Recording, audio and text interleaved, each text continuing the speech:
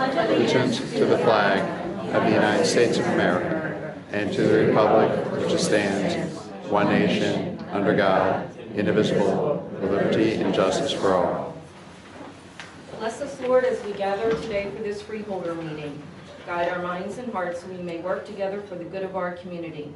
Help us to be generous in our outlook, courageous in the face of difficulty, and wise in our decisions. Amen.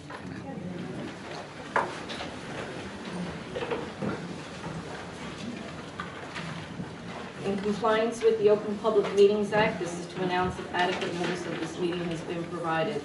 Also pursuant to the 2018 bylaws, rules, and regulations of the Board of Chosen Freeholders of the County of Burlington, time shall be set aside on the agenda for the receipt of public comments. Public comments will be received with respect to agenda items prior to board consideration of resolutions to be adopted. An additional opportunity for public comment will occur later in the meeting. Public comments shall be limited to 5 minutes per speaker. Unused time may not be transferred to another speaker. Persons may speak once per public comment period. I direct the Deputy Clerk to enter into the minutes of this meeting this public announcement and the advance written notice of this meeting. Freeholder Hughes. Here. Freeholder Pullian. Here. Freeholder Singh. Here. Freeholder Tiber. Here. Director Gibbs. Here. This time I'd be looking for a motion to approve the minutes of the conference meeting of October 10, 2018, as well as approval of the minutes of the regular meeting of October 10, 2018. So moved. Second. Pullian, Hughes, all in favor? Aye. Opposed? Abstentions? Motion carries. Okay. So now we're going to move on to proclamations. This first proclamation, I had saw something on Facebook about this organization that the recovery chair, and what it does is it helps provide special reclining lift chairs that help women who are recovering from mastectomy be able to, it lifts them up more comfortably. It allows them to have more independence and have their caretakers have a little bit more freedom and flexibility. And I just thought this is women helping other women in a really difficult time. Breast cancer runs in my family and far too many others. And so I really, with it being Breast Cancer Awareness Month, the month of October, we wanted to bring them in and say thank you and give them a proclamation for their efforts. So with Danielle Stuffo, Danielle Koenig, Peggy Ragazone, and John Evans, please come up to accept the proclamation.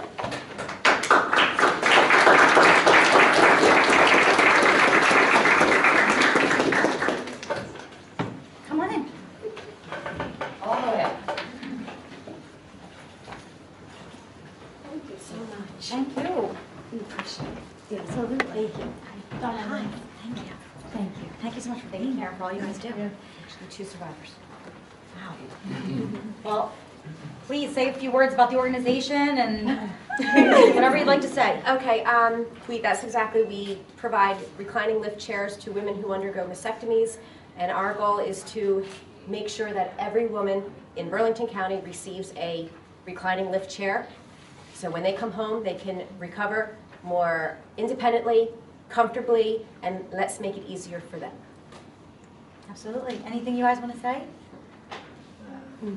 Spread the word. Spread the word. Spread the word. 38 recipients so far. Wonderful. And what can we do to help fundraise or help the cause? You can fundraise. You can visit us on www.therecoverychair.org, as well as like us on Facebook, spread the word, donate lift chairs, anything. We take gently used, and the information is already posted on our Burlington County Women's page and on my Facebook page, and so that way that we wanted to spread the word as much as possible. Even a small donation goes a long way, and what you're doing is really, I love seeing women in the community helping other women, and charity really does start at home. And so Burlington County is such a special place to live because of the people here and the fact that you saw a commercial. I think you were watching the Hallmark Channel. The Hallmark Channel. And saw a commercial. We do this in Missouri, and we decided to bring it here on the East Coast, and let's just take it. It's so wonderful that you didn't just see the commercial and say, that's something nice. You saw the commercial and said, I'm going to jump in and do something and make a real difference. And the survivors, you're such an inspiration. She's the recipient 1, and that's recipient 2. Well, you're such an inspiration. to every woman that's going through this and every family member that you go through it all together. And I just think that this extended family is just something to really be commended. So we wanted to bring you in, and I'm just going to read a small portion of the proclamation, and then we'll get a picture. Be it resolved that the Board of Chosen Freeholders of the County of Burlington does hereby proclaim that in honor of National Breast Cancer Awareness Month, this Freeholder Board recognizes the Recovery Chair for their efforts in improving the quality of life of Burlington County residents. Well, so nice. Well deserved, ladies. So you want to come over and we'll get a quick photo?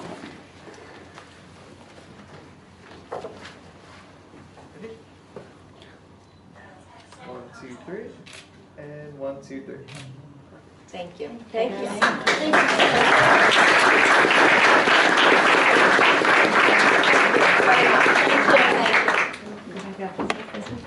Okay.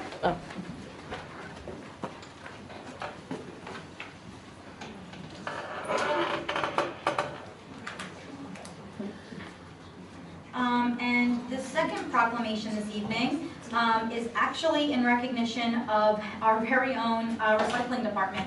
This is, we were very proud that Burlington County's recycling office has gotten from the New Jersey Department of Environmental Protection an award for outstanding achievement in recycling by government at the State Recycling Symposium.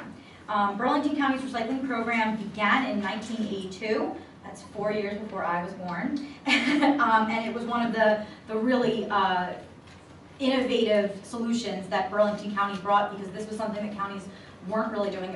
Burlington County was at the forefront and began with just 4 towns. We're now proud that we're the only county in the state that provides single stream recycling for all 4 municipalities.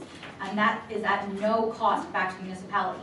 So not only does that mean that you're saving money about between $3 and $4 million a year in averted tipping fees in your municipal property tax bill. We're keeping things out of the landfill, but we also are able to provide this service for free by selling the materials elsewhere.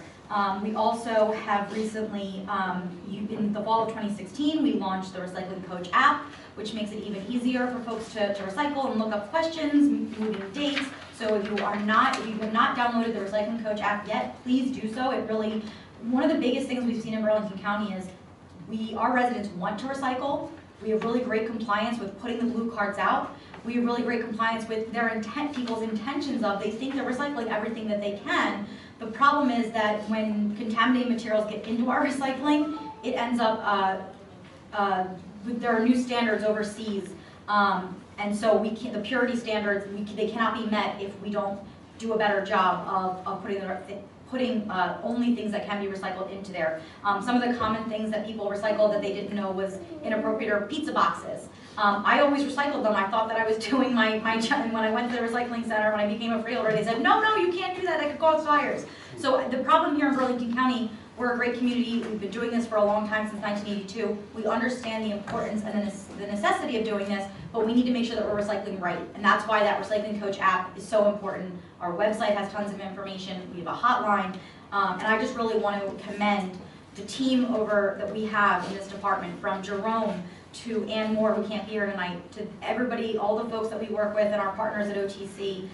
It is just the most wonderful program in the state, and the people who run this program have been there since the beginning and really are truly passionate about it. They love their jobs, they love what they do, they know about it. And if you have a chance to go take a tour, we did do a few community tours and groups throughout the year, so that you can see how the process works. And when the folks that are there making the presentations speak about this program, you can see how much they truly believe in it and love what they do. So Jerome, would you mind coming on up and bringing up anybody else that you might have with you?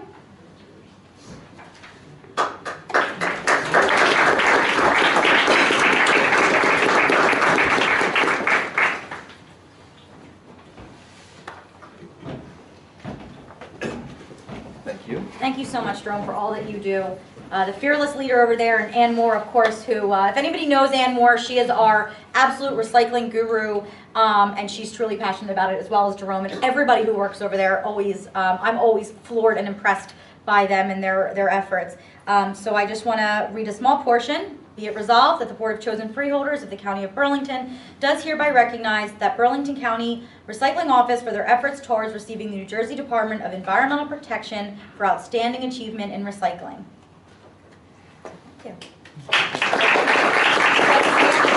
The only thing I want to say is I want to thank Director Gibbs and the Freeholder Board for continuing support of the program. The Freeholder Board has always supported the program, and without their support, this wouldn't have happened at all. So thank you. And again, I'm sorry that Ann Moore could not be here tonight, but it's really her and her team that make me look good. So I'm very thankful for them. Can I get a picture real Sure. quick? And 1, 2, 3. And 1, 2, 3. Well, please thank Ann for me. Thank you. Very much.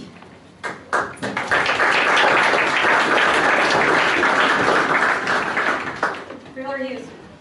Come on up, Karen.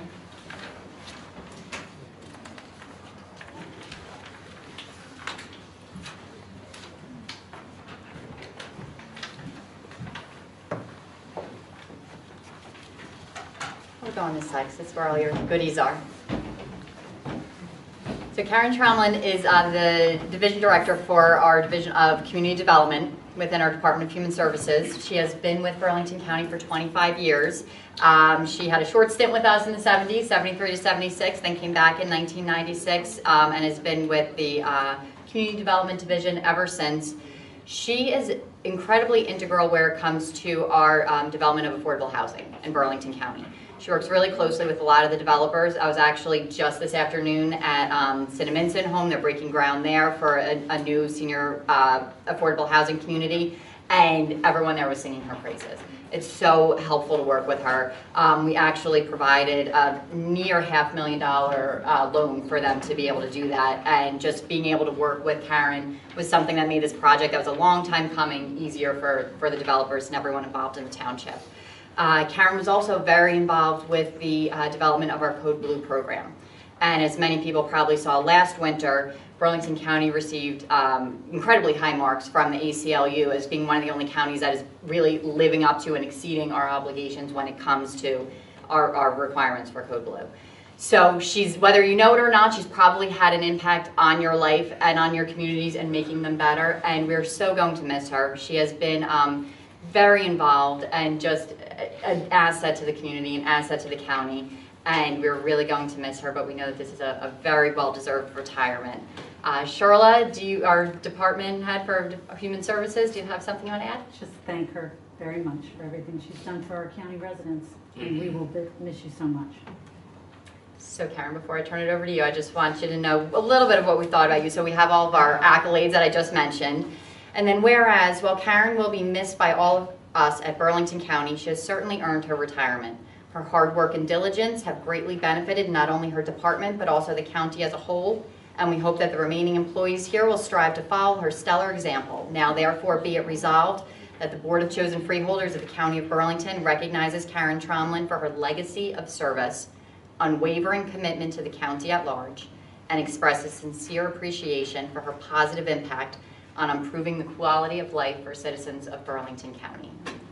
So Karen, thank you for everything you've done. Anything you'd like to say?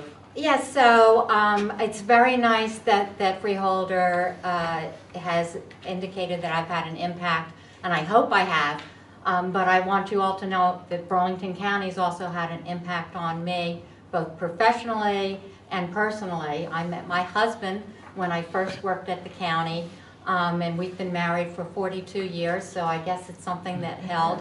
And as I had mentioned earlier to the county administrator, my son reminded me that as of November 1st, which is my official retirement date, it will be the first time in over 55 years that a Tromlin has not worked for the county. Wow. So we got to get your son in here. No, I don't think he'll do that. But I do appreciate all the work that that the county does for our citizens, and many of you don't realize how much is available for all of us here in the county. And it's been a pleasure to work for the county and to work and to have my coworkers make us all look good. Karen, thank you so much. We have a proclamation. We have your certificate of appreciation. And then we also have your clock now that you'll never have to set an alarm and tell time. Thank you. Shirley, you want to come on in? And we'll do one of these. Where's Andrew? Ready? 1, 2, 3. And 1, 2, 3. Thank you. Okay, Karen, thank you so much for your service.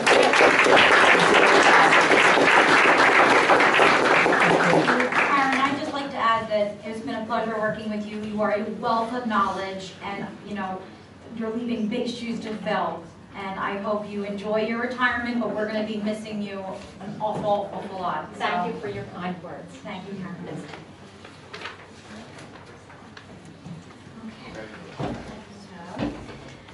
So before I go on to public comment, there's been a lot of misinformation, and so I'm going to read a brief statement and just kind of set the stage for tonight.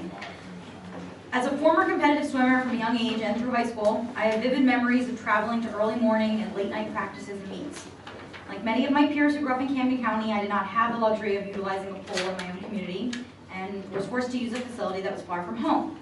The pool is a former Burlington Community College campus in Pemberton as a resource that many of our high schools, swim clubs, and community organizations have come to rely on.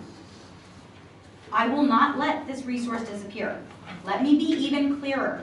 The Pemberton campus pool will remain open, or we will build a new one during my next term at a convenient location in Burlington County. The reality, however, is that constructing and maintaining a pool that we can be proud of is a very expensive endeavor. The Freeholder Board has a proud tradition of fiscal responsibility, and we know that the college's core mission is to provide accessible and affordable pathways to higher education, neither of which will be cast aside.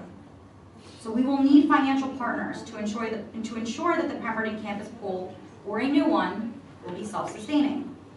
There's a reason our Freeholder Board has been able to reduce the county tax levy by $10 million since 2008 and have the lowest annual cost per resident than any other county in the state.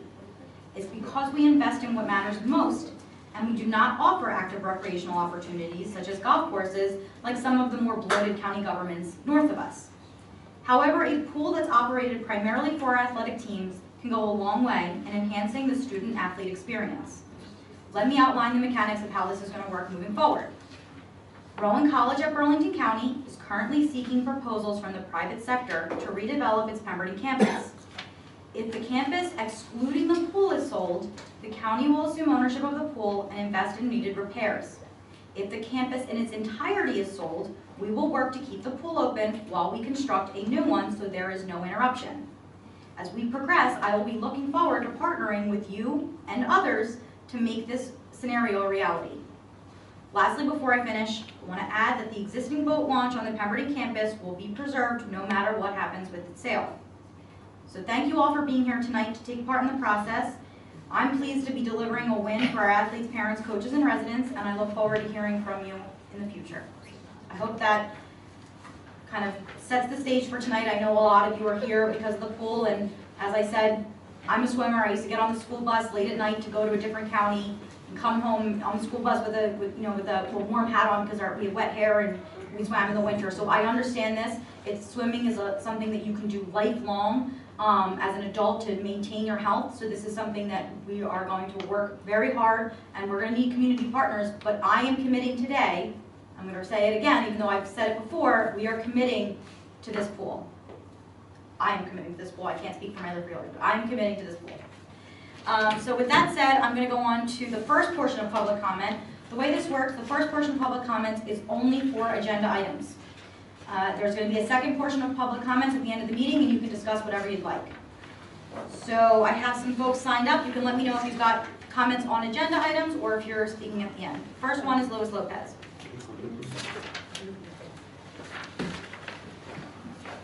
For you, for Freeholder County County, I have 5 Lois, comments. can you say your name Oh, and your yeah, address, Louis please? Lopez, 98 Levis Drive, Mount Holly. I have 5 questions Okay. on the different agenda. First one is J5, Okay. 10, 11, and date 27 and 28. Okay, let's see. 27. Okay, so I'll start with the first one, was J5. Director of Local Government requests to do improvement amount. This is the DVRPC grant, it's Delaware River Regional Planning Authority. That's a grant that we're getting to do a regional plan. J10, resolution to urge the Pennsylvania Department of Environmental Protection and Governor Tom Wolf to consider the negative impact of proposed hazardous waste incinerator and reject Alcon Recycling Services application. This is the proposed application that's just across the river, and many of our riverfront towns are worried that because of the westerly winds that will be affected, and so this resolution would oppose and urge the officials in Pennsylvania to be against it. Oh, I'm sorry, I'm speaking off an old agenda.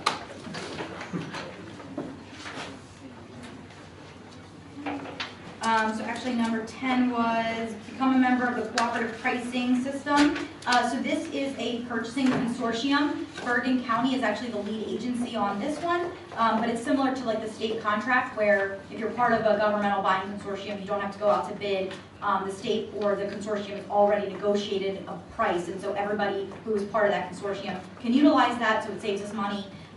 So that's what that authorization is for. And actually the reason we're joining this specific consortium is because tonight we had in conference a new program that's going to allow us to GIS map schools so that our first responders, when they get a call that there's something going on in the cafeteria, you might not know where the cafeteria is, and instead this would provide you, you could say on the grid J5, and then first responders would know exactly where to go to get to the incident as fast as possible. So by joining this consortium, we're going to have access to be able to store this data. So that's why that is there. The authorization to award Florence Township, Maple Shade, this is J11. This is the awards of the school security grant program that we announced earlier this year. We made $20 million available to our public high schools to make capital improvements to their schools. And so we announced that we announced this program in June. We said we wanted to streamline the process and get these improvements in as soon as possible. And so we already awarded Pemberton Township the first grant. They were the first ones to get in. And this is the next 5 that have come in, which include Florence, Maple Shade, Riverside, Rancocas Valley, and Willingboro. Does that answer your question? Yes. Okay, and then item 27 and 28. Yep. This is for the replacement of Hanover Bridge in Pemberton Borough. So this is a request for the contract. And then the second one is the federal aid agreement. That's for the bridge. So the federal government is funding the entire cost of replacing that bridge. So that's just us accepting that money. I got one question for you. 27, the bridge is right to the Burger King? That's the bridge you're talking about? I'm sorry? The bridge. It's near Burger King? No, I mean, in Pemberton, they say it's in Pemberton Township, It's right? in Pemberton Borough. Oh, Pemberton Road. Mm-hmm. Okay, thank you. Yep.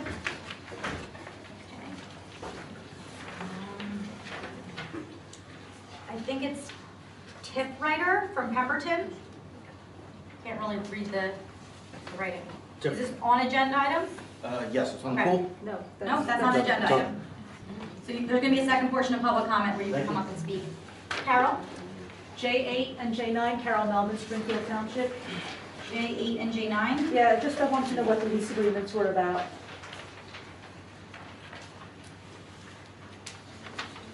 So this isn't lease as in like leasing an apartment. These are finance mechanisms, and basically what we do is, depending on the market, we reissue bond anticipation notes as longer range debt to keep our debt service flat throughout the year. So this isn't a lease like we're entering into a lease agreement. It's a financial. It's a financial instrument to save money on debt service. Okay. Yep. Mickey Bowen? No, not on this. Okay. Anybody else like to speak on agenda items? Okay, seeing none, I'm going to close the first portion of public comment and move on to resolutions.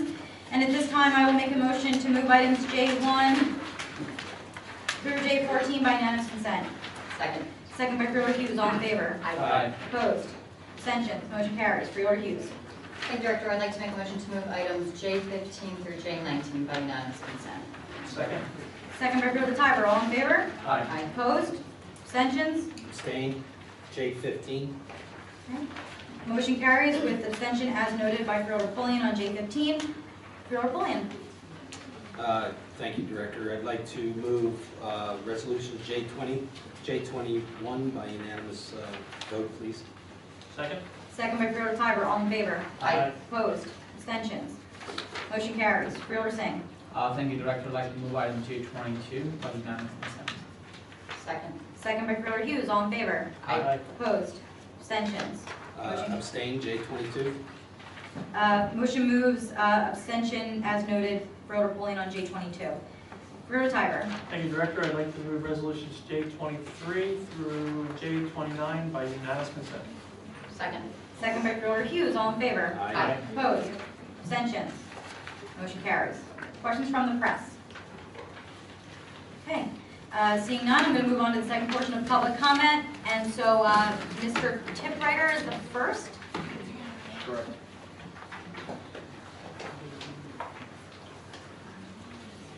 So when you come out to the microphone, please state your name and address for the record.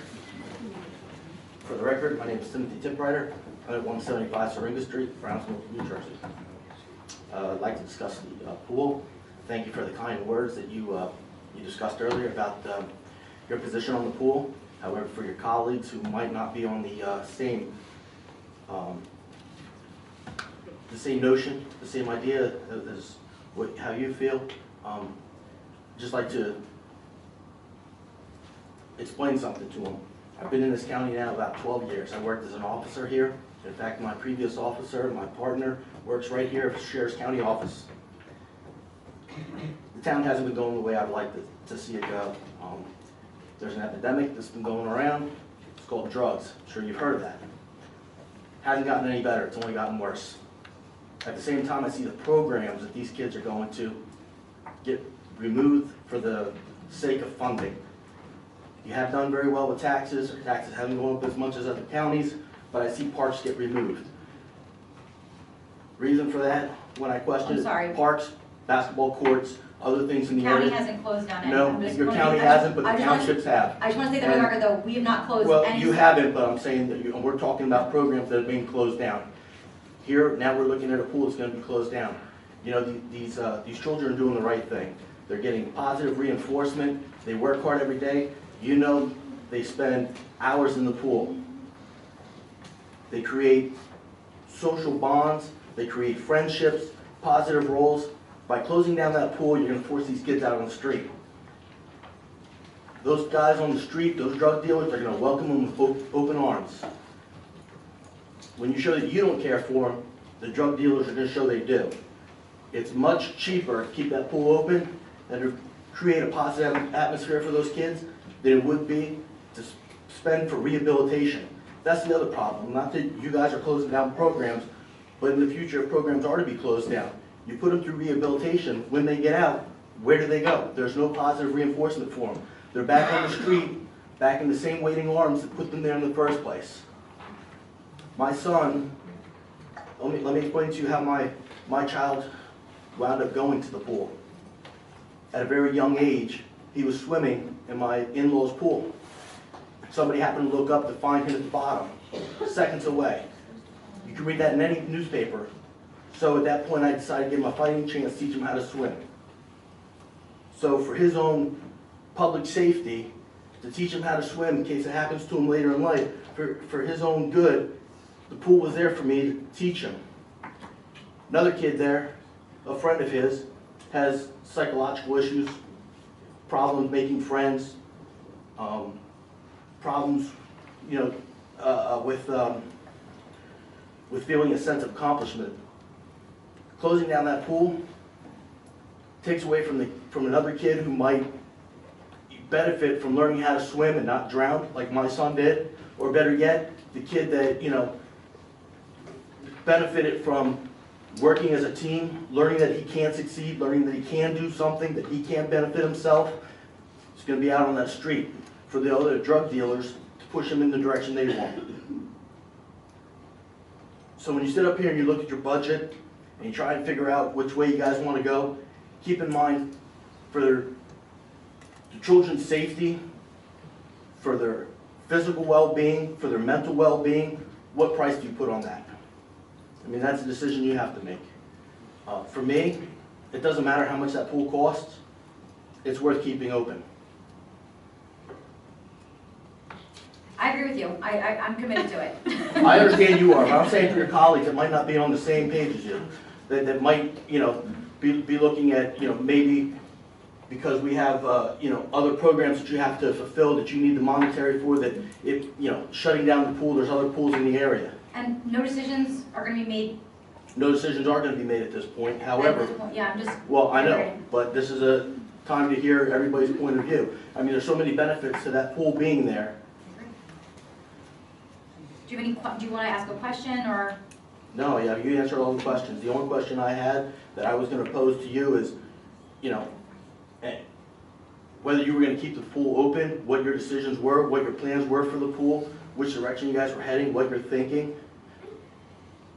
Because to be honest with you, it's not just the county, it goes right down to my township. You know, when I look at it and all the programs that they take away, not for your county, but for my township, so a lot of the programs they've taken away, you know, at that point, I get to make that decision every November, every 2 years. If you're gonna work for, you know, the big businesses, the big corporations, and not for the children and the taxpayers of the county, or there again in the township, then I'll make my vote on November.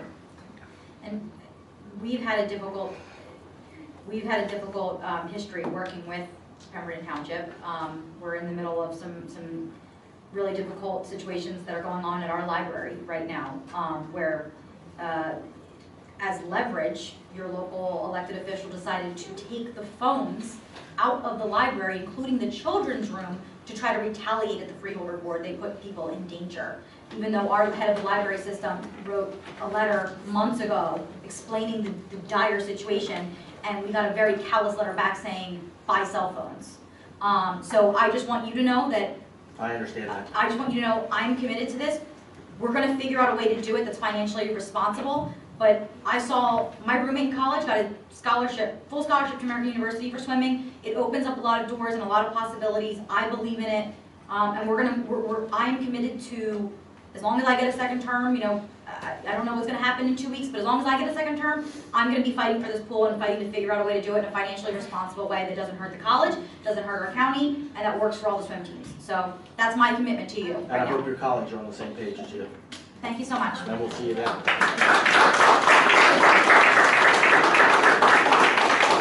Christina Salato, I skipped your name accidentally earlier. So please just state your name and address for the record. Hi, I'm Christina Stellato. I live on 610 Cabot Drive in Browns Mills, New Jersey, also from Pemberton Township. I am a former Pemberton Township High School alum. I was not on the swim team, but I had many friends who were. I know about the long hours that they put in. And I also know that some of them went on to colleges on swim teams themselves. My husband, also a former Pemberton Township alum. That's as far as his education goes. Now let me brag about myself, right? I'm also a former, at the time, BCC student, and then I went further on and got my undergrad from Rowan University. So my love for the schools, K-12 schools here in this district, and you know, all the way to our higher education really runs deep. I now have a 4-year-old who is part of Pemberton Township Schools. And I know I'm talking about education right now, but my son is part of the aquatics program at Pemberton Township. And he has been part of that program since he was 10 months old. He's now 4. My husband, who is 35 years old, went through the same program that my son went through. So this program is so old, all right? It's over 30 years, right? And that means a lot to so many of Pemberton Township residents. And not just Pemberton Township, Burlington County. We have people coming from all around the county just to be part of this extracurricular program, all right? So although Freeholder Gibbs, I know you understand what this sport means, it's more than just this pool, it's that building and what it offers. We have Pemberton Township students and students from other counties, as you've heard, going to that school to utilize that pool for swim meets because not many schools can afford to have a pool on their campuses. Then it goes even further. You have students that are part of a huge athletic program, a growing athletic program at our CPC. And now we're talking about spending money for fields and spending money for this and renting that. And over time, that's gonna cost more money than what you think you're saving. And so not only are we affecting young kids in the K-12 realm, we're now starting to dip into our college students who might not be able to afford to go to D1 schools or even schools like Rowan themselves, you know? And so now, the one thing that was driving them to do well in college and in higher education is about to be stripped from them. The athletics program is on shaky grounds and has no clue what it's going to do. Okay? And today I heard the argument about if we kept the building where the pool is housed, right, it wouldn't be worth it for the basketball team because the baseball teams and the softball teams can rent fields. And it's not fair enough to say that one team, one group of kids or people trying to better their lives is not worth it. You just had a man up here saying how drugs is like the new thing that's kind of an epidemic, and it's sad. It's taking smart people and it is not it doesn't discriminate, right? So we shouldn't be picky and choosy about how we help our students, our future. That's our future. They could be freeholders, just like you guys. You know, they can go on to hold different, you know, branches of office. And we think that sports aren't anything that can help them grow, but it is. And I joke all the time. I joke and I say my son is going to do this swimming program forever. He's going to be on a swim team and he is going to be an Olympic swimmer and he is going to compete against the Phelps boys.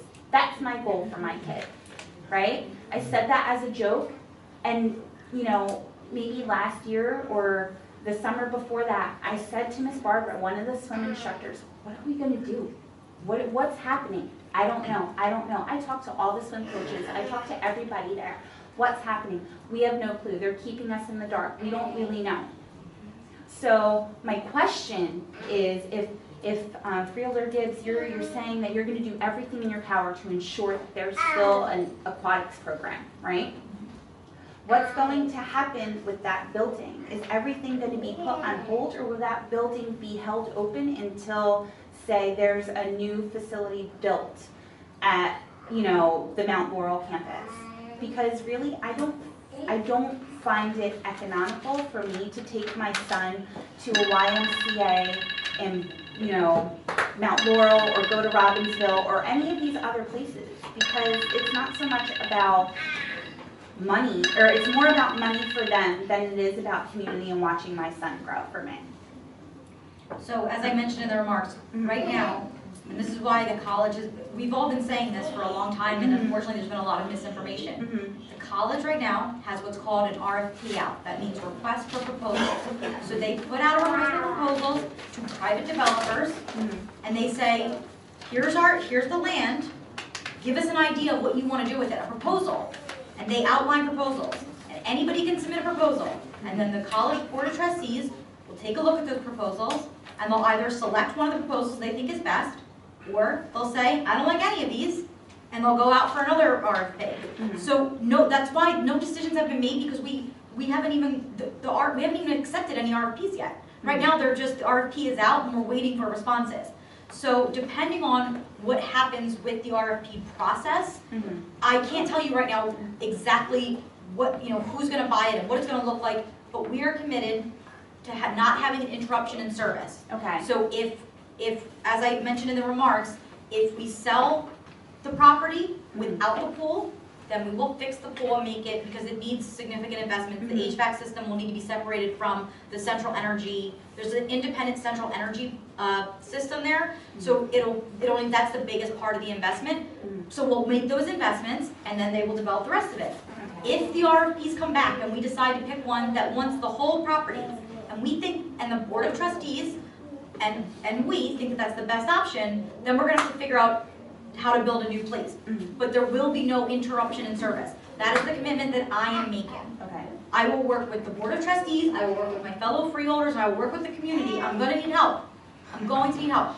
I know about swim moms because my mom was a swim mom. And when I was on my little team in Haddon Township, we didn't have a heated pool. And it was really, really, really cold in the spring and in the late summer. And so for a few summers, our team and our moms and dads were very busy actively raising money for our town pool to get a heating system And we did fundraisers for it for years. We started when I was a kid on the 8 and under team. We didn't get those heaters put in until I was on the 15 to 18 team. So it took a long time, and it was community partners, but we all worked together and we got that in. And so now the swimmers that are going to continue on there have that as an opportunity. So I've made this commitment. I'm going to need help. I'm going to be reaching out to all of you, but there won't be an interruption in service. But is it just you that's this committed? Or are all of you equally committed? I'm speaking for myself, yes, I'm committed. I have 2 kids. They're not involved in swimming, but they do. My daughter does 16 hours a week of dance. She does 9 hours a week of gymnastics. She finished 3rd in the state in gymnastics this year. We know about commitment. I'm all for whatever can keep the kids going. Now, Freeholder Singh and Freeholder Pulliam, are you guys equally as committed? Definitely.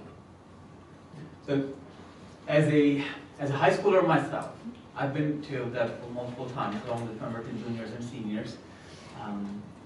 And as an instructor, as an adjunct, been there multiple times. I appreciate Dr. Gibbs, your statement earlier. I think we need to go a little bit further.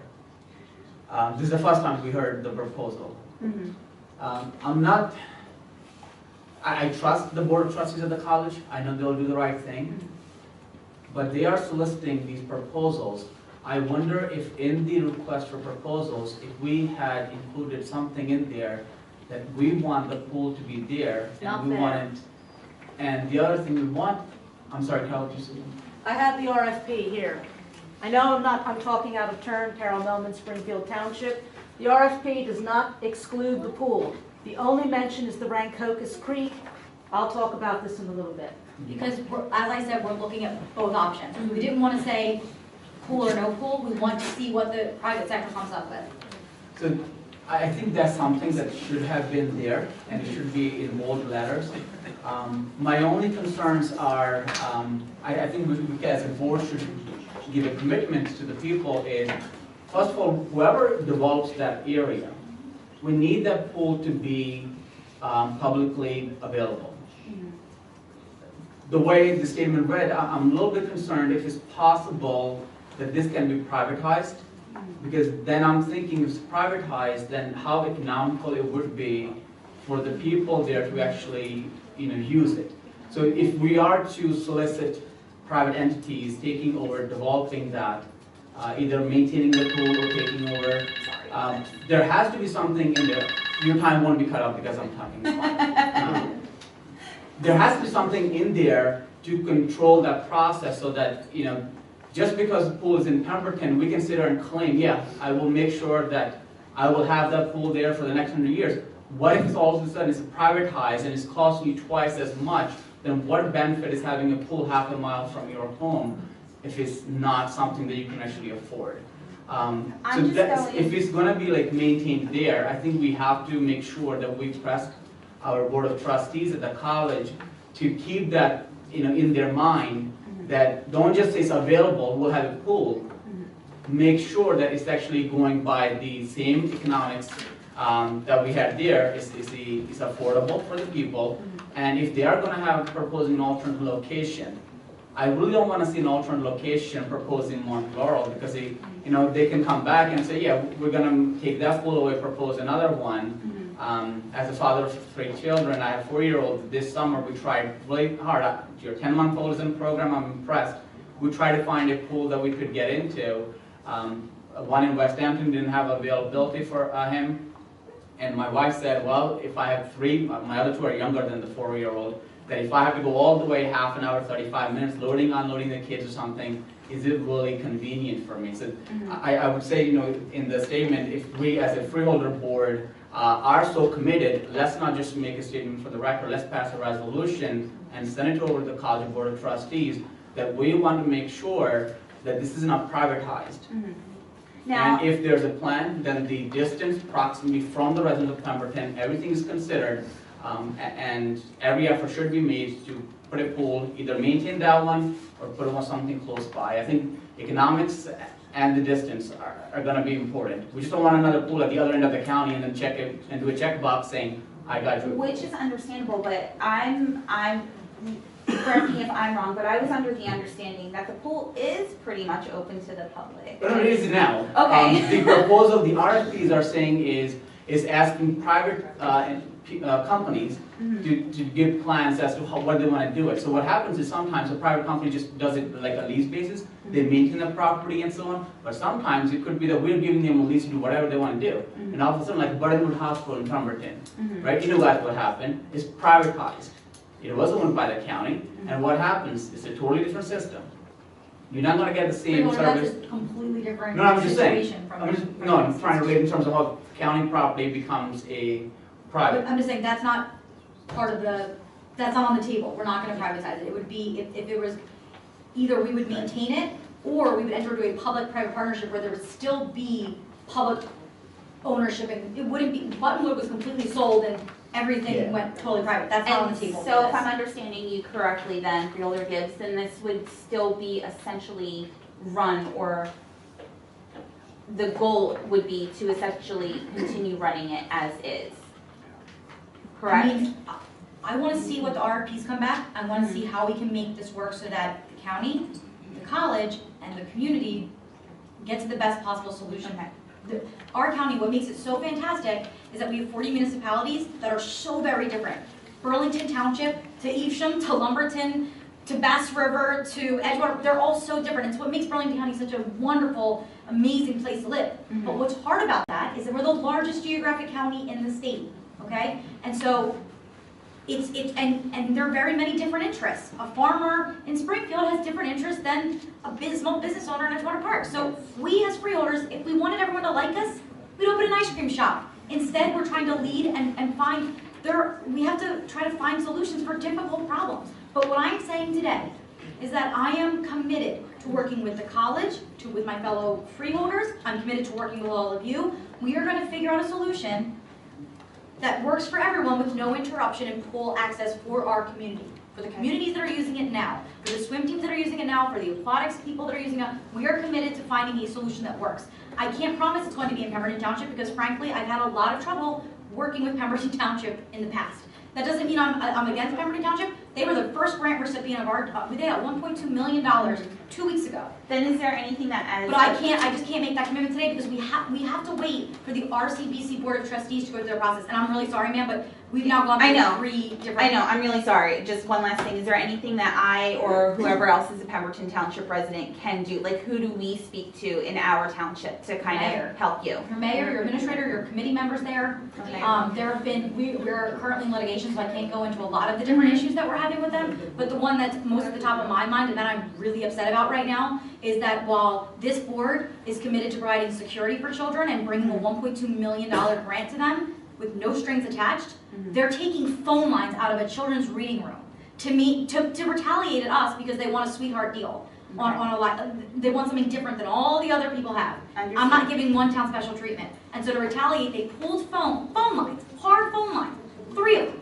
I mean, it's ridiculous and it puts people in danger. So just tell them to cut it out. Stop poking, because we're going to be coming to these groups. We're going to be coming to your groups on Facebook, and we're going to need to do some fundraising. We're going to need to be creative, and we're going to get there. Understood. Thank you so much for your time. Absolutely. Okay, Carol. Hello. Hello. And you're only getting your 5 minutes, and then you're. I get to be Paul Bracey like last week. I had to sit I there. heard you over the phone. 15 minutes, I think it was. I'll be much shorter than that. For all of you who don't know me, I'm Carol Melman. Carol, please. Carol Melman, Springfield. Can I take the mic because I do want to face them? You can't. You have to face this way. Paul got to do it last week. We're not making Paul Bracey rules. Okay. Just please face this way. All right. A couple things. First of all, thanks to everybody who's here. This is my 1-year anniversary asking to stay at the pool. Number 2, this is the first time I hear the county freeholders saying they're going to save the pool after a whole year. I sat in a room with No, you did not. 2 weeks ago. But anyway, here's my thing. I'm going to go off of what I've written. RCBC is letting me go to the walkthrough on Friday. I do have the RFP. The RFP says that it is the entire campus that is to be sold. They are not carving out currently in the RFP the pool. They're not even carving out the canoe launch area. I have an idea for how to make things work. However, they want actual developers, which I am not. I will talk to them on Friday and see if they will listen to my proposal. My proposal is that the athletic building in its entirety, the parking lot for the athletic building, the fields, the baseball fields, tennis courts, up to you if you want to keep them or not, and the 1.2 miles of Rancocas Creek become part of the county parks department. The pool is self-sufficient financially. Hold on. I went over those numbers. The pool, I'm not talking about the infrastructure repairs that need to be made right now. I'll get to that in a second. The bottom line is the programs are relatively self-sufficient. You cannot name a county park in any part of Burlington County which is totally self-sufficient revenue-wise when you include the cost of purchase. I live across from the fairgrounds, and I can tell you right now that the fairgrounds have not yet earned $18 million that it costs to buy and put up the infrastructure that's there. And I might be off on my numbers, it might be higher. So, that said, today is National Unity Day, and I think we are all together save the pool. So I thank you for that tremendously.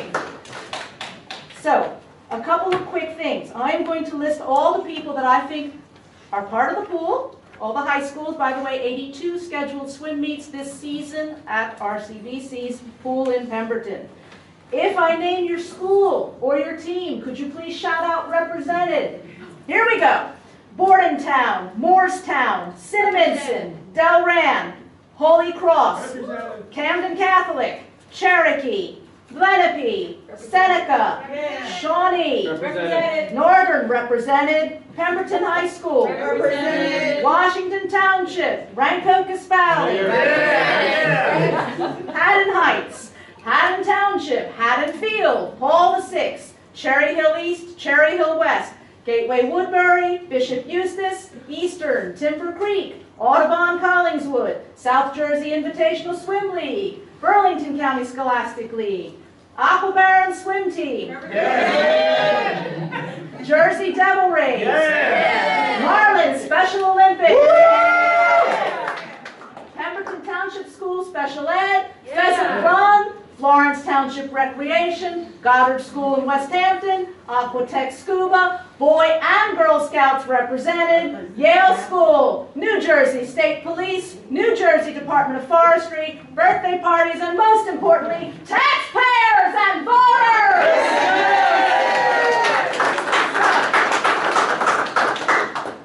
I have a couple questions. And you may not be able to respond to one of them, which I will understand. Do you know what the college's debt is? I calculate $21 million in debt currently. I don't have my college figures right in front of me. Okay. I'll be asking them that when I go to the trustees meeting in 2 weeks. That will be my one-year anniversary there. What does RCBC owe the county? I don't have all our debt numbers right in front of me, Carol. We've got a lot of different funds. Okay. Why is the county suing Pemberton Township? I can't speak about it because we're in litigation. That's what I wasn't sure. But I thought I kind of hinted towards a few. I think I have some ideas. For a while, I thought Pemberton was suing the county, and that was corrected. I'm not going to speak on it. That's fine. I will say I will be meeting with one of the Pemberton Township people Friday. He will be at the walkthrough. This should be interesting. So, RFP, I have it here. Do you have questions about the RFP? Because I can tell you right now that the canoe launch and the pool are not exempted from the sale the way it Carol, is. I can't say it another time. I've said this to you 1,000 times. The canoe launch is going to be preserved. I can't say it any other. We are there. That is 100%. The canoe launch is going to be preserved. The reason that there's nothing specific in the RFP is because we want to see every option on the table and make the best possible scenario.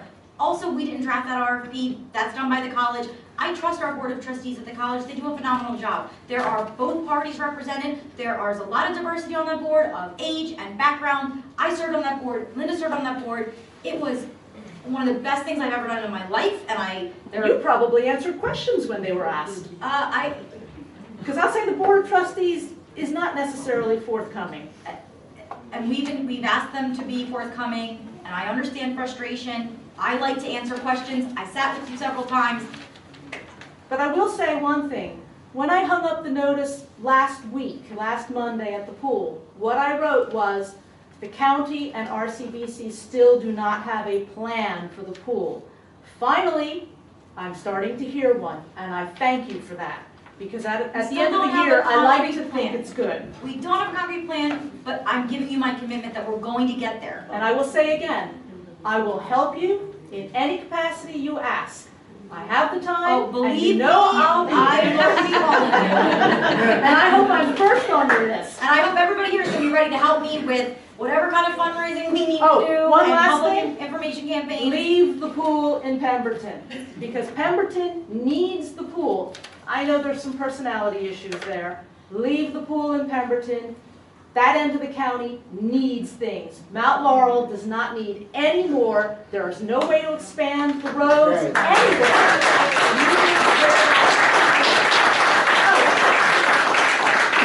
I have one more thing for you guys, because you may not know this. Rumors are rife that RCBC is going to totally eliminate all athletics. They are going to divest themselves. They will have no athletic program whatsoever, which means the $6 million of open space tax money spent on that cornfield down Briggs Road is worthless. And I have a plan for that too. Thank you.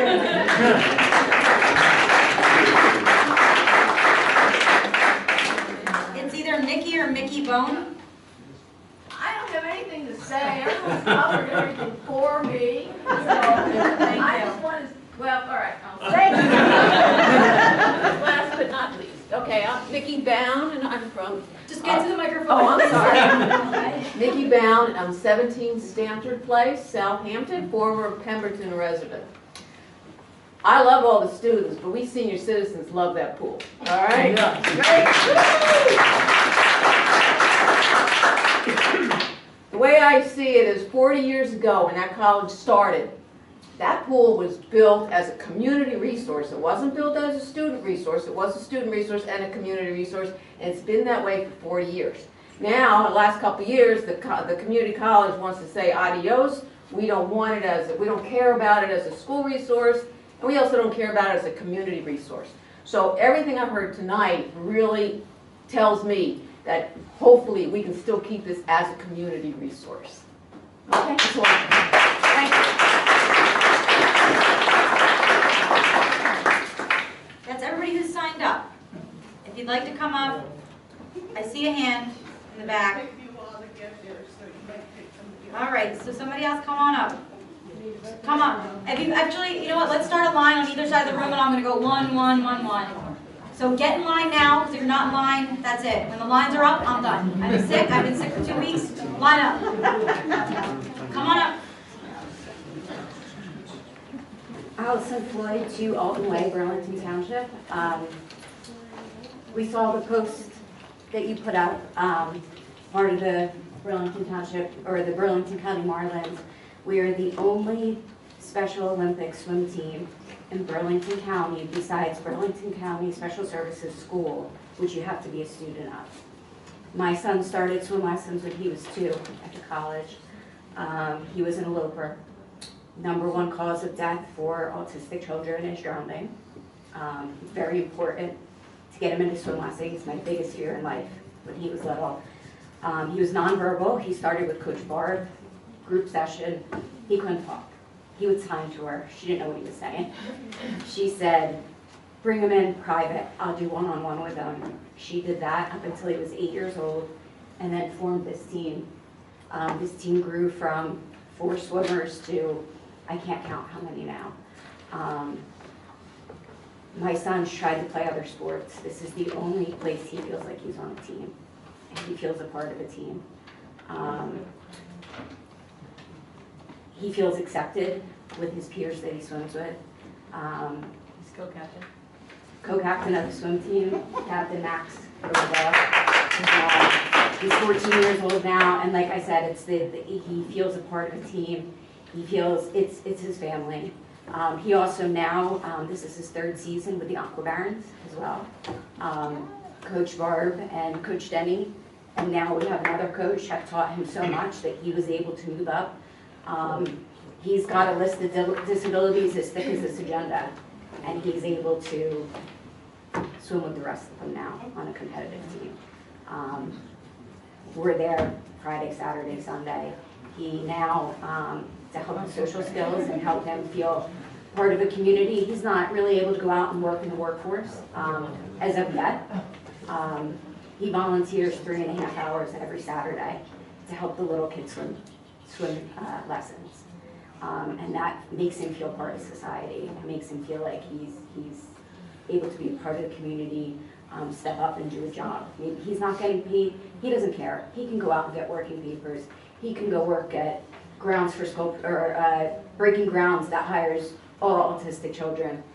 He said, I would rather, give my time to the pool because of what they've given him. So I just wanted, to say this pool has given so much to my child, so much to my family, so much to every other special needs family in our community. And again, the only Special Olympics team in Burlington County that you don't have to go to the school for. So thank you.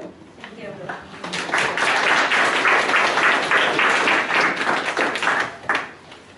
Good evening. Louis Lopez, my name is Laboratory. I have just a few comments on questions. Do you have a same program towards new inmate release program in Burlington County like Camden? I'm sorry, an early release program? Yeah, I was watching in the NBC 10, and I was watching you had the same program. What's it called? New inmate release program. New inmate? Yeah, new I'm inmate. sorry, I'm not familiar with the program, but you could talk to the warden. He's here. I'm sure you could talk to him after the meeting is over.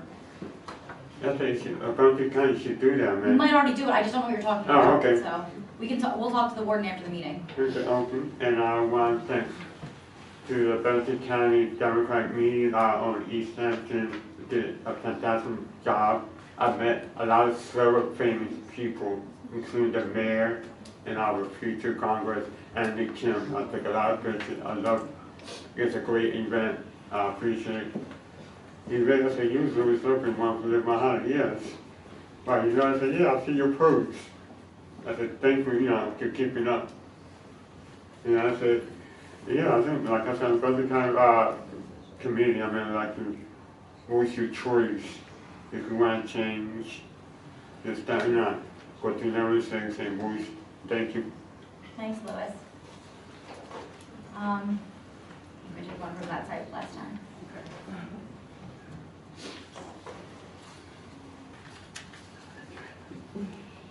I'm Karen Schumacher from 213 Main Street, Vincentton. And I've been attending the pool aqua exercise class for people with disabilities for years. They don't have that anywhere else. And where it is in Pemberton is very convenient for most of us. And for all the older people, somebody said, yeah, you got to keep us off the streets too.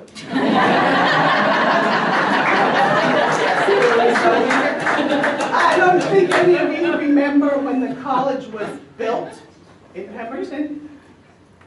No. It was a big deal then too. It was too far out, nobody would go, But since it was built, they convinced everybody it would be a community location. And as far as I know, it should still be. It should still be for the community. Her idea, Carol's idea of a county facility is wonderful. And what else was I going to say? I'll think of it, wait a minute. About the location. Yeah, I mean, there is no other place in the county where you can get therapeutic swimming. And we take advantage of that. There's people in that class. And for us, it's a lifesaver. It means we can move around for the rest of the week. We can dance if we want. But, without doing that, if you don't have health insurance or paying for therapy through your health insurance, there's nowhere to go. They're the only place. I think that's it. Thank you.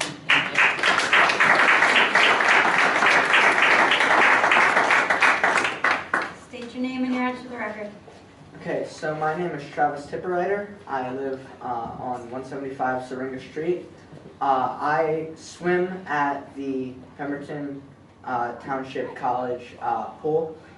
I've been going there since I was 4, after I almost drowned at a pool that I went to. I think we already just heard the story a little bit earlier. Yeah, we did. But I have asthma, and from this pool, I learned to swim, and from being on a team, it's really helped with my asthma, and it's given me more of a way to talk to people. I've never been good at making friends. I've never had a lot of friends, and through the pool, I've been able to make a lot more friends, make a lot more connections with people, and it's actually helped me to communicate with others. And the pool, if it were to be shut down, it would make, or to be like closed down temporarily or whatever, it would make for like kids who aren't so social, or have some sort of like asthma, or just aren't really athletic. It would make it so that they don't have somewhere to go to either make friends or get some sort of exercise. And that's something that I've enjoyed, is going to the pool, just because it helps. As I'm not a person who really does anything athletic, I'm not on any sort of sports team besides a swim team, and swimming has been sort of a sport that I could do that isn't so much like running or anything like that, that you could learn at really any age. It's for anyone, from whether you're 4 to, or younger than that, to 90 or older.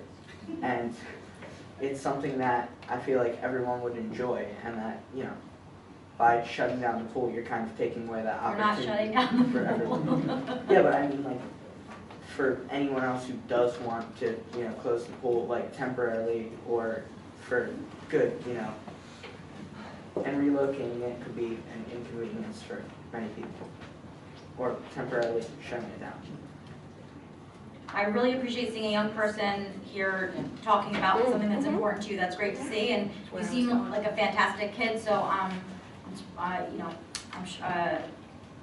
glad that the pool is giving you extra confidence to show what a great kid you are. Because obviously you came up here and spoke really clearly and articulately, and that's something that a lot of kids your age don't do. So you should be really proud of yourself. And I'm glad that swimming has helped give you some of that confidence. So thank you for your time today.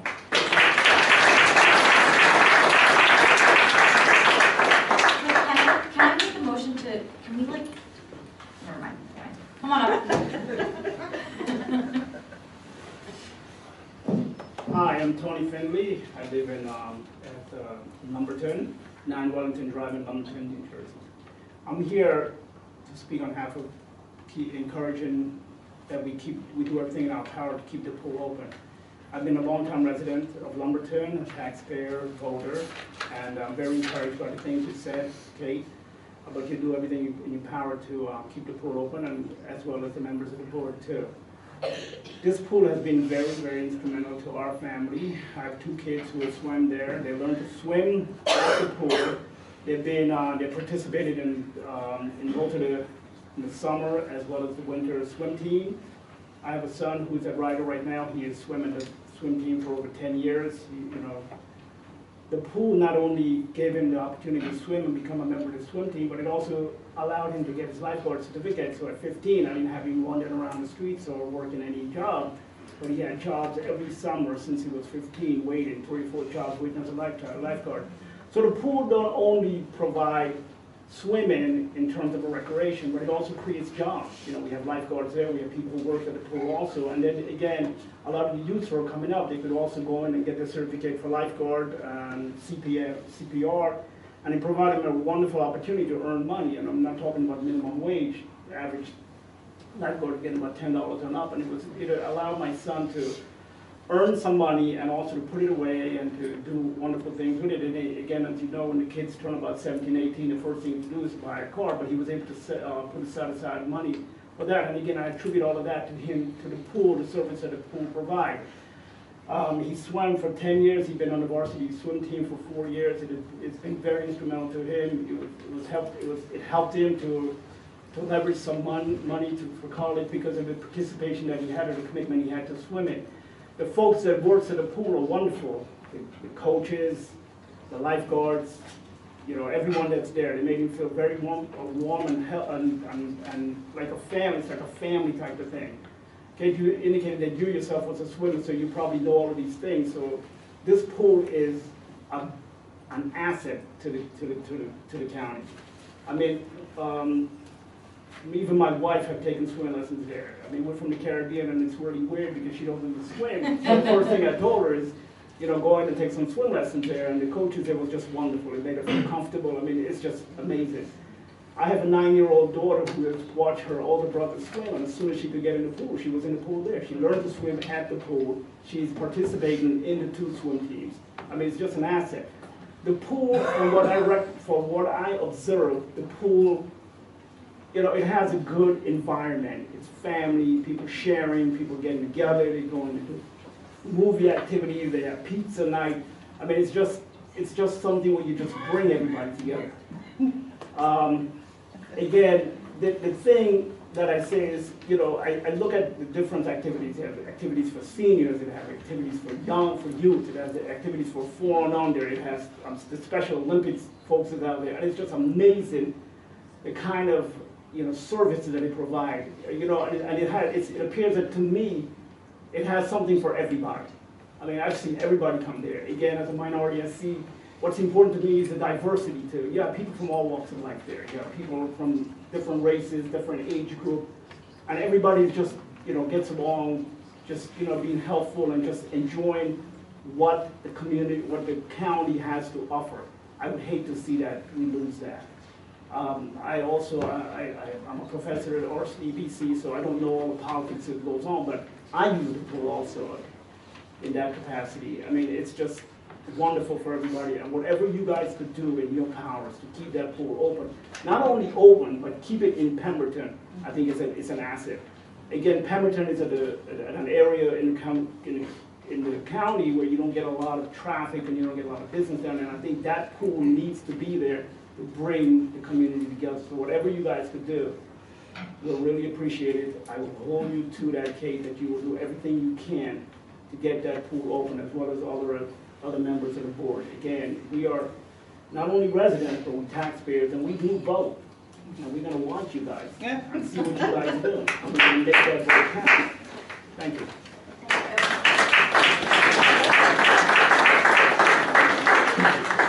Guys, we got a lot of people in line, so please try to keep the comments brief. We're hearing a lot of repetition. Thank you. Name and address for the record. I'm Maud Masal, and I live in Pemberton Township, and I'm currently a senior in Pemberton Township High School, and I've swam on the swim team at PCC for many long while now. I've swam for 2 different teams, but I'm not mainly here to talk about keeping the pool open, because I've heard that you're committed to that. I'm very proud of that, and very happy to hear that. But I also want to say the different reasons for keeping the pool in Pemberton, because I've heard many adults mention that already, but as a teen, 17 years old, walking the streets of Brownsville, Pemberton Township, I see it all. There is nothing in Pemberton Township. It is very empty. It is causing kids like me to be on drugs, pot, maybe even crack. And I see it. Kids in my school walk around and they ask me, "You smoke?" And I'm like, "No, these lungs are for swimming." And I feel that the pool gives a big reason why kids aren't on drugs like that at my age, because they have something to do. We don't even have a skate park. Our shopping centers are in shambles, are 85% empty. The shopping center across my street, 95% empty. The only thing keeping that open is the Dairy Queen. Yeah, Dairy Queen, sorry. I agree, Dairy Queen. And they're tearing it down. And there's no promises of ever rebuilding it. And I just wanted to really make sure and plead the fact to leave the pool in Pemberton. We need it, and without it, you're killing us. Because these kids really need something to do besides drugs. Thank you so much, and again, great to see young faces articulate.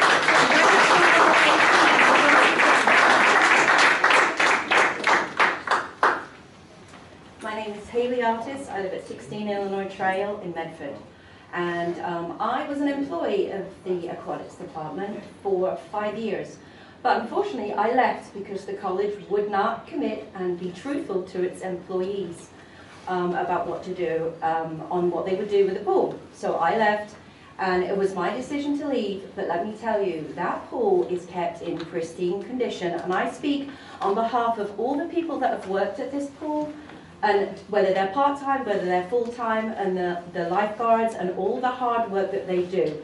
They are not appreciated enough. I know what it takes to fill that pool, balance all the chemicals, and make it nice for all the people that use it. So I just want to commend the employees of the aquatics department and what a phenomenal job that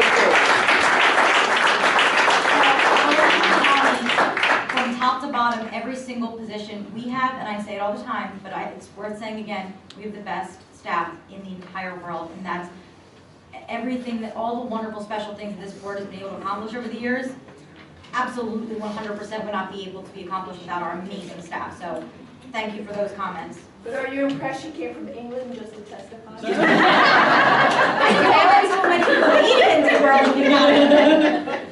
Hi, I'm Coach Cindy Pasalacqua, 62 Canal Drive, West Hampton, New Jersey. I hesitated to come tonight because I have a lot of pent-up frustration, a lot of questions, and a lot of things I want to say, but you answered a lot of my questions today. I'm very appreciative of the fact that you want to keep the pool open. So I want to go back to what you said. First off, I am an employee of BCC. My opinions are not BCC's employees' opinions, they're mine. But we right now cannot schedule anything for April in the summer. So I would like to know, can I plan on renting the pool this summer for my summer swim team? Can I plan on renting the pool next winter again for my Jersey Devil Rays? Can the high schools go back to their boards and start scheduling rental fees, bus schedules, and all the things that happen for high school meets next year? Are you assuring us, because you sound like you are you assuring us that I can plan a Jersey Devil Rays swim team for the next 5-6 years while you're working on a solution to this? Is this for real? I have every intention that, 2 weeks from now, there's an election. And so I'm hoping to still be on this board. I am committed to returning to it, that if I do return to this board, that I'm going to fight like hell to keep this pool open. There aren't going to be any interruptions. We're going to figure this out. As I said, it may not be the situation that makes every single person in this county happy, but we're going to try to do the best thing for the most people at the best cost, like we do every service. I'm committed to that.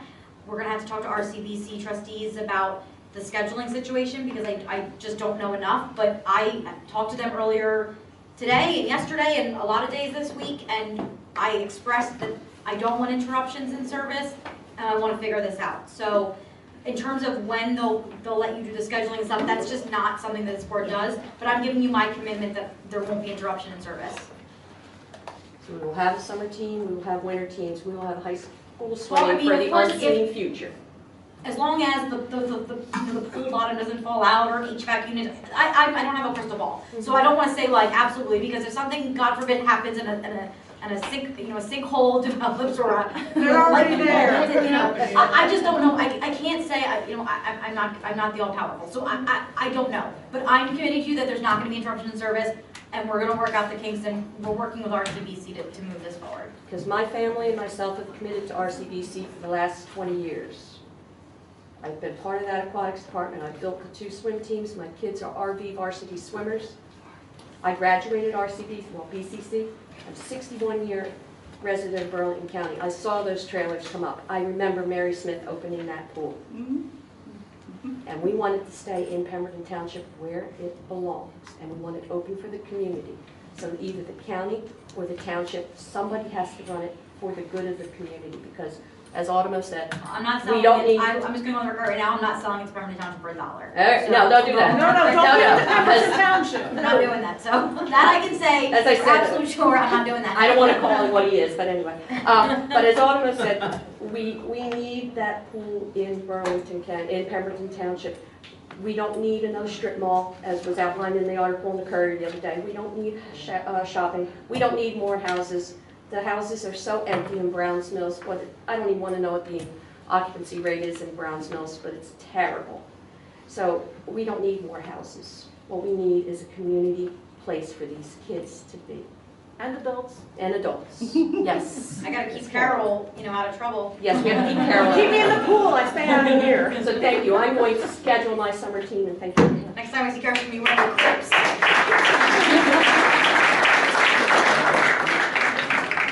Natalie, she comes from England. She's also a Shawnee High School swim parent like myself. Thank you. John Rosani at 342 Tavistock Drive in Medford.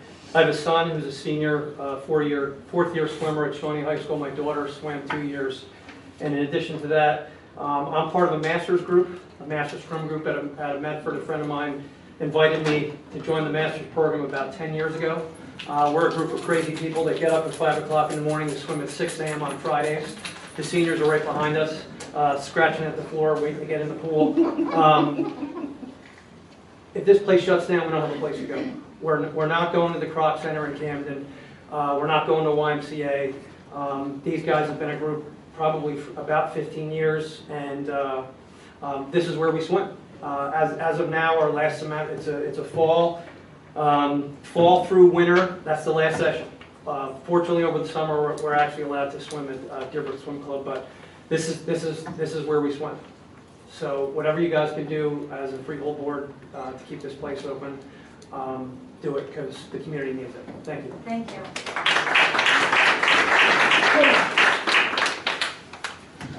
I'm Michael Ferranti. This is my son Max. He's captain of the Marlin swim team. They practice Friday evenings, and when Max went to the Archway program, they had swimming there. Max couldn't play football, couldn't play baseball.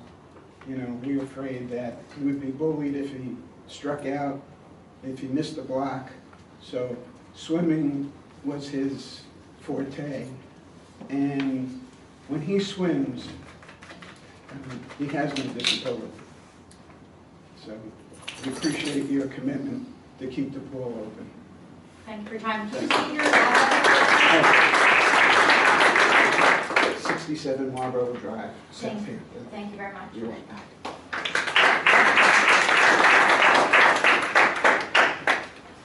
Director Gibbs, the Freeholder. My name is Grant Valenti. I live at 407 Neck Road in Burlington Township. This is not about the pool. I like the pool. I hope you can do things. How you patiently sat through a lot. Well, I let everybody go ahead of me because I didn't want the flow to be broken. My complaint is truck traffic. My complaint is the warehouses. I live on Neck Road. I've been a Neck Road resident for 33 years. I understand last week maybe some of this board were in my area because it's election time. I have truck traffic. We had a truck last year coming from River Road from Callan. Have you seen any of the work that this board, have you heard about what we're doing along I understand on Neck what Road? you- I'm just asking, have you seen it? Yes, but my problem is, I've been to township council meetings. Spoke to Mayor Carter. I spoke to the police department. If you lived where I live for the last 25 years, the designated road was Duffy's Lane for these trucks. Most of the local trucking went to Duffy's Lane. New Jersey Transit goes up Duffy's Lane. However, with the increase of these warehouses, I don't even know what's going to happen when Amazon at the old Burlington Pike Foundry site gets up and running. If there's going to be more traffic. If you are on that road, you know how our residents are in close proximity to that roadway.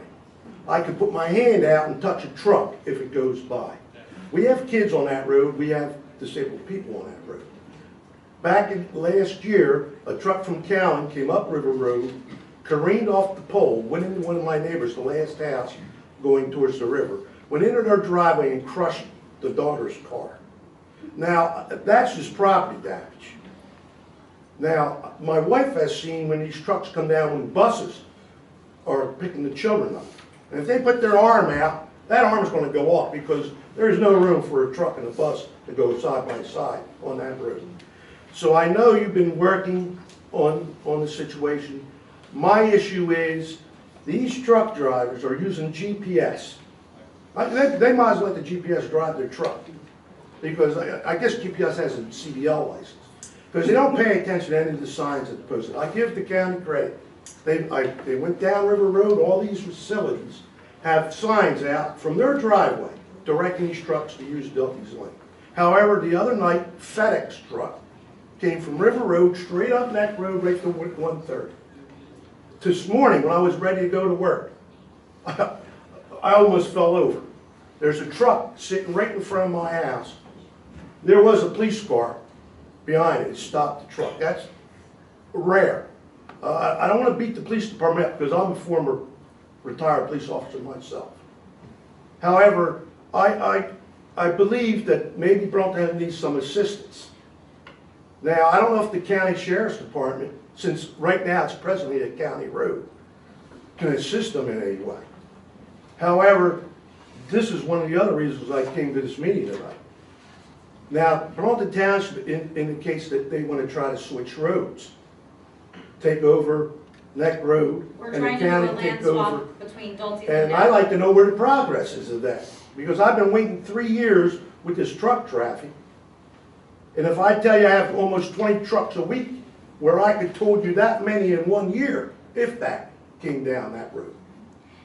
I share your frustration. We've talked to every municipality along the Route 130 corridor on several occasions, and we signed shared service agreements. We've done regional plans. The county spearheaded this. We put money forward, and this I work very well with Mayor Carlin. I work very well with a lot of the mayors down the Route 130 corridor. The problem is that when home rule's great because you get to pick what your community looks like. The problem is that you don't do planning in a regional way. And somebody who works in infrastructure and economic development planning, every expert in planning will tell you it should be done regionally. Unfortunately, our municipalities are not doing that. And so these applications are getting approved at the municipal level without consideration for how they impact these regional roads.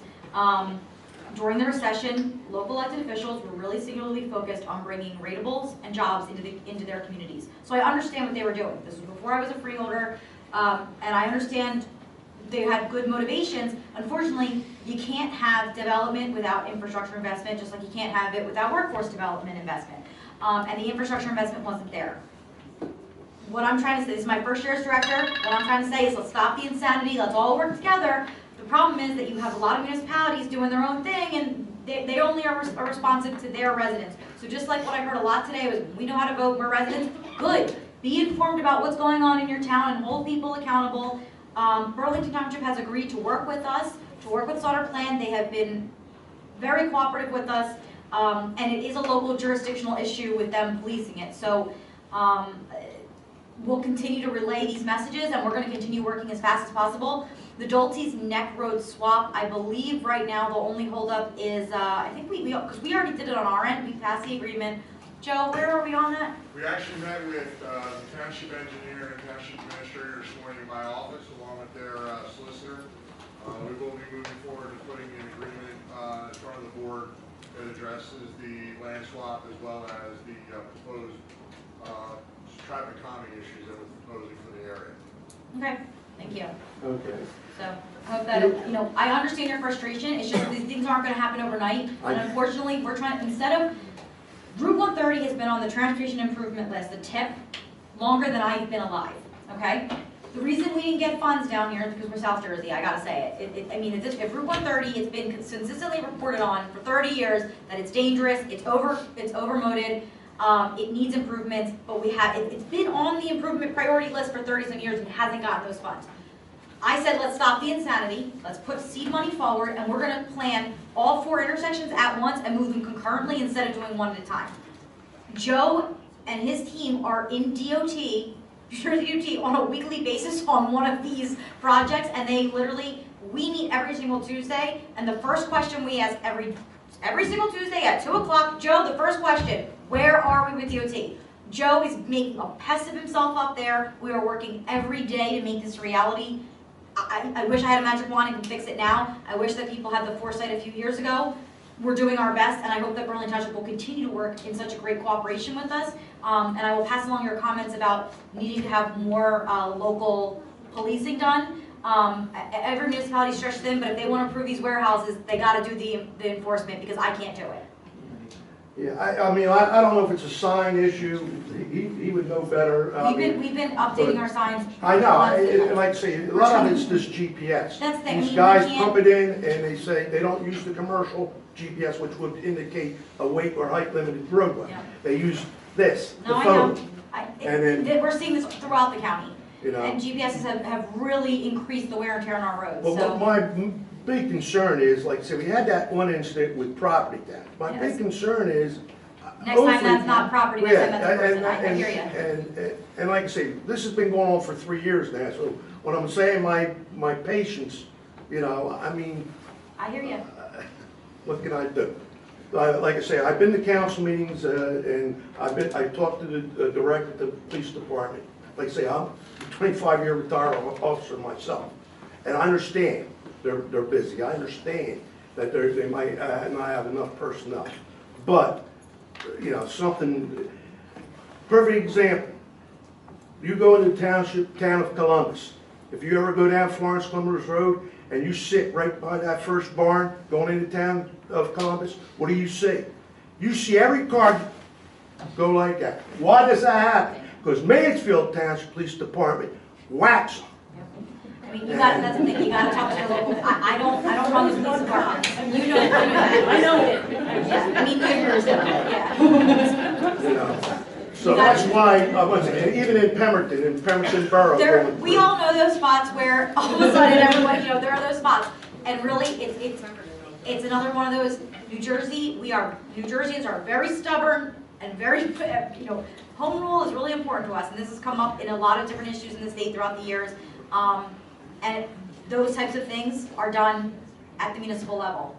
So it really, I can't send people into somebody else's jurisdiction. That's just not appropriate. Well, I'm not saying, but what I'm saying is that if Burlington Township needs a little help, then, you know. It's just not, whatever. yeah, I don't think that's appropriate, and I don't think the Burlington Township would like us to do that. Well, then meanwhile, but I have to put up with, because they don't have enough manpower, and they don't have enough time, or they don't have enough this, and they don't have enough that. So, okay. No, I understand your frustration, and I'm frustrated too, and we're trying to get these done as quickly as possible. It's all, I mean, that's really all I can say, and we'll definitely pass along your comments tonight to the mayor and to the council, and see if they can. Well, I'm pretty sure he'll appreciate it. Thank you for your time. Thank you. Hi, good evening. Joe Martin, 14 Hastings Lane, Hatesport. Thank you for having us here today. I'm part of the pool clan, so back to the pool discussion. I'm very energized coming up here, just hearing the opening statement Freeholder gives. There were some naysayers who said, why would you come talk? There's people that are going to be re-elected or not re-elected in 2 to 3 weeks. And I said, because I know some of the people on there, and I've seen them walk the walk. I know that Freeholder Gibbs is taking a firm stance in the county, what she's doing with protecting our schools and our children, and that's number one in our county. So I applaud all your efforts that you're doing in the county. So next is the pool issue, and again, I love the stance that I'm hearing tonight. I do get the skepticism of where we're going. Our eyes have to be really, really open to where these RFPs might be going, what they're looking to do. As my day job, I work for a local school district, and I would like to be part of the solution. So if you reached out to the athletic directors, principals, superintendents, and boards, we'd love to sit together and be a part of the solution, because you guys are problem solvers. If you're elected to do, and I'm not elected, but that's what I was hired to do, is come up with a solution. So I'd like to be part of the solution of the problem. Putting my parent hat on now, I have a swimmer at Rancocas Valley, Tarnsfield Swim Club, Pheasant Run over the winter, and obviously they really use the RCBC pool a lot. They look up to people who swam there. I say, instead of looking up to Michael Phelps, we have some local legends about half a mile down the road from Tarnsfield Swim Club. We have the Worrell family there. My daughter wants to be the next Kelsey Worrell. My son's going to be the next Kyle Worrell. So there's a legacy we have to defend there, but I just know that we're going to get it done, and let's just sit at the table, and I think we can get it done. Don't you worry, if I don't see every one of you at our first fundraising meeting, I'll be happy ever. Thank you. If you have it at the pool, we'll be there. There you go. Okay, I'm gonna close public comment. Move on to further comments, Freeholder 6. Thank you, Director. I just want to thank Holly and John, our Health Department and Engineering Department. Last weekend, you guys did a great job in Arlington Township, my hometown, for the full clinic. And of course, all the residents for coming out. Thank you so much for giving us your really the push that was, I think, was necessary. And from infants to the seniors, the children, special needs, everybody that uses the pool is one thing to know, look at the economical cost of things and regional planning, but it's another thing to look at how it affects individuals. And I think that's something that moves the needle a lot more than money sometimes. So I'm touched by your stories. I'm impressed that there is two high school students here articulating their, why it was important for them. As a high schooler myself, the most I did was write a little article in the school newspaper. And I'm very impressed. I'm glad you all came. Last week I heard former Vice President Joe Biden say something along the lines, quoting somebody else, that it's never doubt that a small group of people can make a difference. Often, it's the only those that have. And I have, Carol, you have been here since 1 year. 1 year, and you have asked the same darn thing every single time, and I think you would say that you have probably gotten much better response today than ever before. I, sitting on this board, have gotten a much better response and a vision for the board. I would say that that we make sure that we are committed to keeping the pool in Pemberton.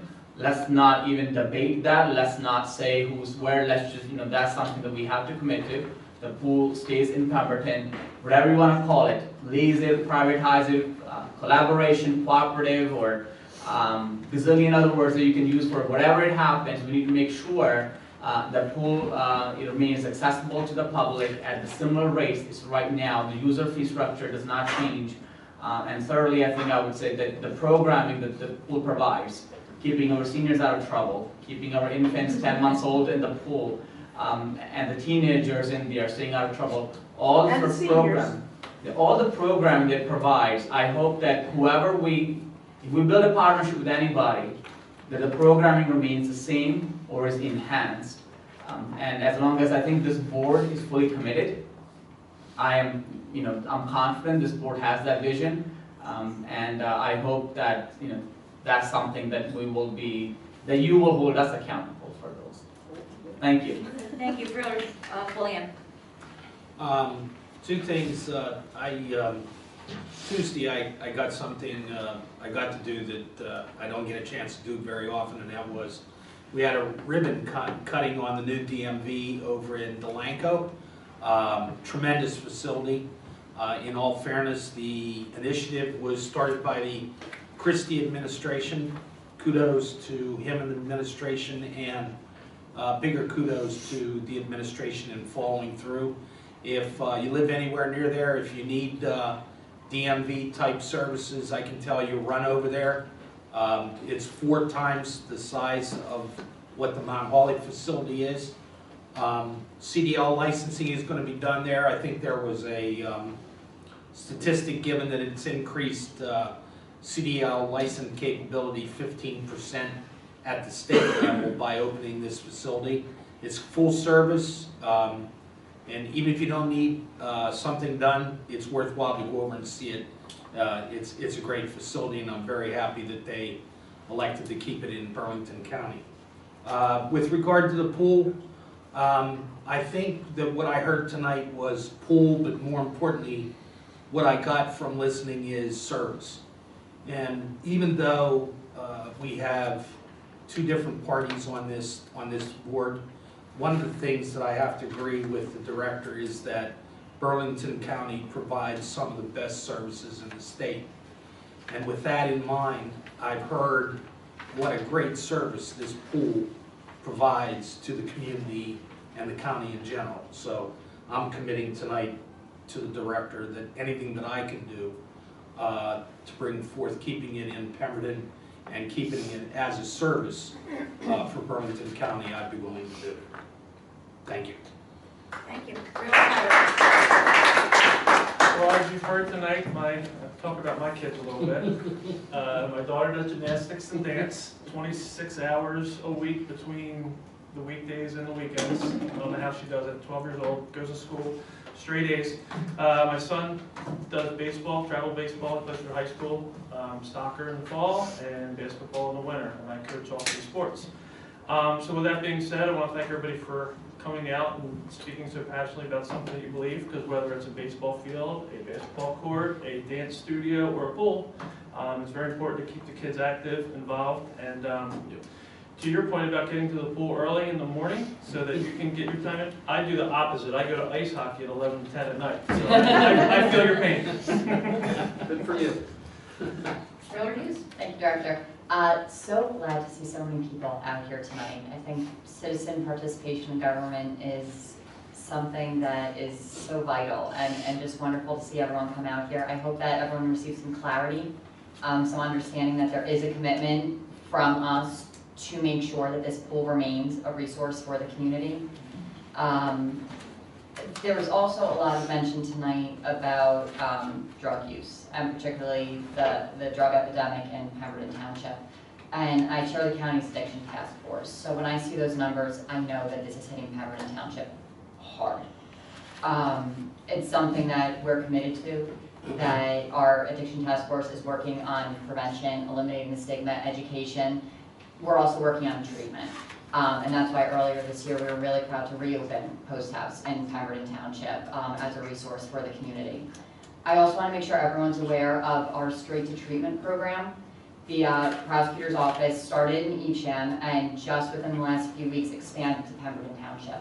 So what that means is that at set hours on, I believe it's every Tuesday, 12 to 6-ish, but check our Facebook page for the exact details. Someone can walk in to Pemberton Township Police Department. They can turn over any drugs or paraphernalia they have without any charges. They can work with other municipalities if there are outstanding charges somewhere else, and they can work with the counselor to get treatment. So that's something that's available right now as a partnership with us, the county, the prosecutor's office, and local law enforcement. So as that came up often tonight, that this is something that's really affecting the residents of Pemberton Township, I want to make sure everyone is aware of that. On a different note, you may have noticed item J19 on our agenda. This was a resolution that opposes a proposal by Alcon Recycling Services to construct a hazardous waste treatment facility along the Delaware River in Falls Township in Pennsylvania. So I'm deeply troubled by the proposed Alcon project, which poses serious health risks to not only individuals in Bucks County, but to thousands of Burlington County residents who demand clean air and drinking water. So we took action this evening and joined several of our riverfront communities who are opposed to this hazardous treatment facility. Those townships include Edgewater Park, West Hampton, Mansfield, Bordentown City, Bordentown Township, and Florence. This resolution that we passed tonight urges Pennsylvania Department of Environmental Protection to consider the negative impacts this development could have on our residents' quality of life and immediately reject Alcon's application. So I wanted to bring that to everyone's attention. And the final thing, Director, I have is that this Saturday is our first special needs trunk or treat. And that is something that really came about as, you know, the Director and Sheriff Stanfield had our Easter icon for special needs families in the spring, and what we heard over and over from families was we needed more of this, that there wasn't enough of this. So we have a special trunk or treat specifically for special needs children. It's going to be here at the county facilities. Forecast. Moved to Friday. It got moved to Friday because of the forecast. It's inside. I'm sorry. Inside. Yeah. So. It's here. Rewind. It's inside. So originally we were thinking of a rain date for Sunday. Because of the forecast, we're just going to bring it inside. So you can check our online. We have all the information for that, and it's going to be on Saturday. Don't worry about the rain. It was originally outside. We're bringing it all inside. So that's all I have, Director. Thank you. Motion to adjourn. Second. Singh, Hughes, all in favor? Aye. Opposed? Motion carries. Thank you.